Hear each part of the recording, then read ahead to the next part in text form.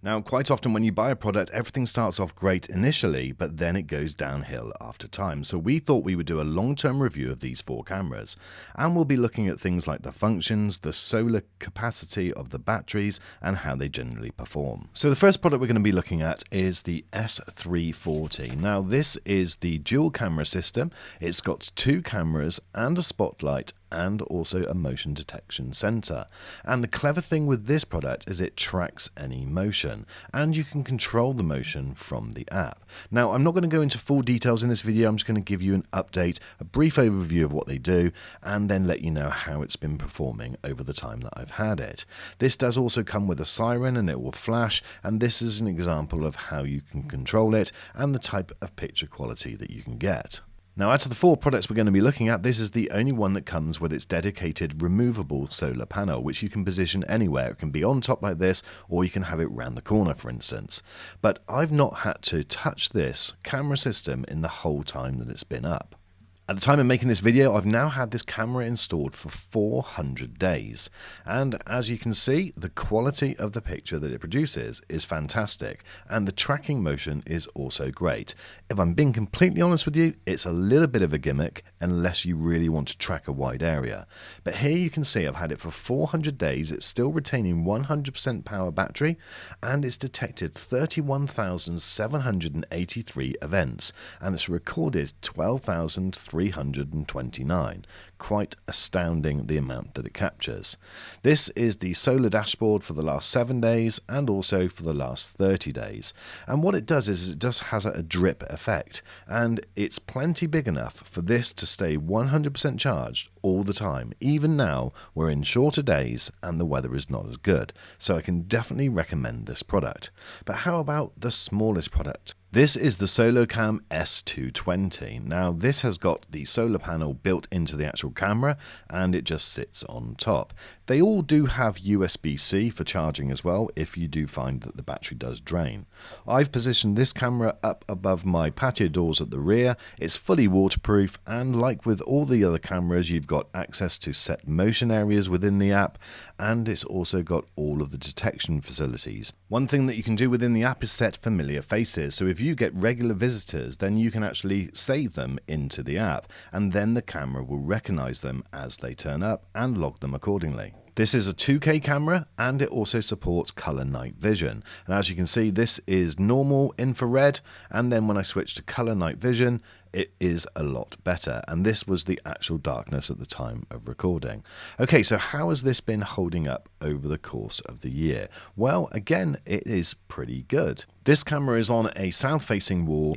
As you can see, right at this moment in time, it's 99% full battery, and it's been working for 456 days. It's detected 16,600 events nearly, and I've not had to charge this once. The solar panel on the time, again, does that same thing, adds as that little drip effect, and so therefore you can put this up and then you can never have to worry about it again. But there is something to bear in mind. The fact that it's a south-facing wall means that when we do get sunshine in the UK, this one will get the majority of it. Now, the final camera in this test is the EufyCam 3, which comes as part of the S330 kit. 2 cameras plus the home base, and I definitely recommend that you get the home base.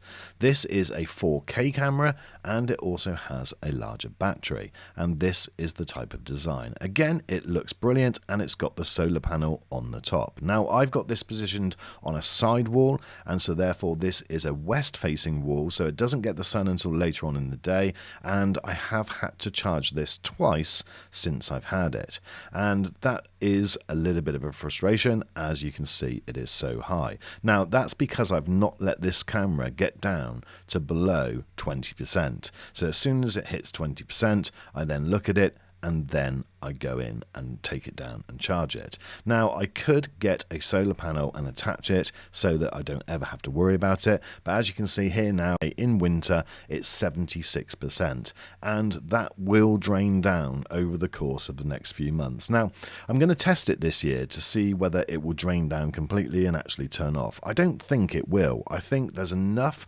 sunlight coming through on some days that it will charge it throughout the course of the year, and then by the time we get the better weather after the new year, then it will then lift it back up.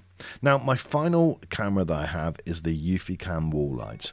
In all honesty, guys, I don't recommend this.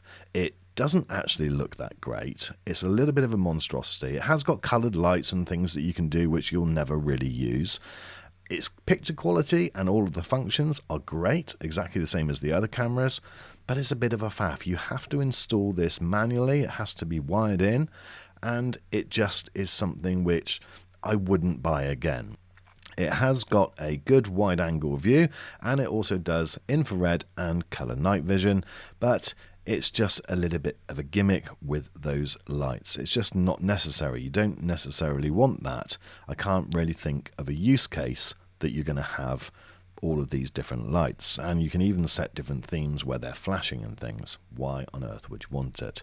Now, this is wired, so therefore there is no solar test to do with this one, but again, it's been consistent. It's never let me down. It's never disconnected from the home base, and so therefore everything about it is still pretty good from the camera side of things. I just don't think that I would buy it again.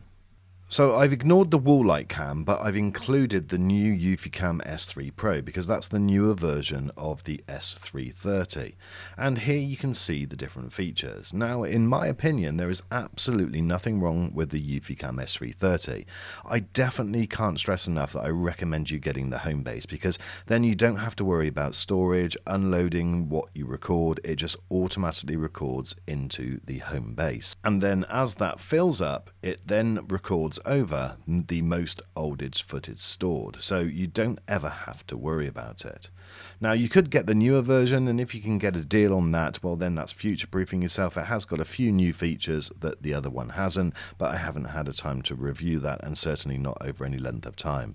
But the one that I recommend out of all of them, unless you really need that 360-degree pan and tilt, would be getting a package with the EufyCam S330. And I probably would stretch to say a 3-camera package is probably the best one. But the great news is that you can add any one of these cameras to your system. So if you do start off with the EufyCam S330 and you want to add an extra cam, then you can get an S220 or an S340, and that works really well.